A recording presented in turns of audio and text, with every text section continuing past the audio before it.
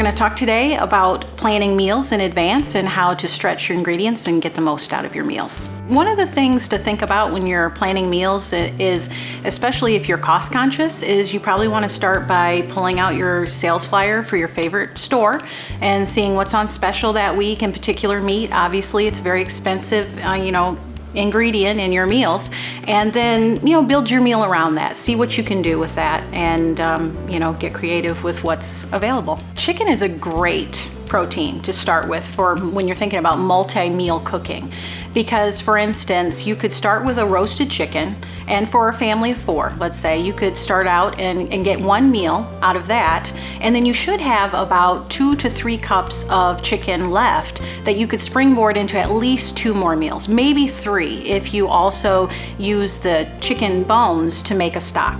A simple beef roast can, again, serve a family of 4 to begin with. You can have a nice, roast with mashed potatoes and, a vegetable, but you can keep a couple cups of that meat that's left if you plan appropriately, and you can do all kinds of things from beef burritos to pulled beef sandwiches.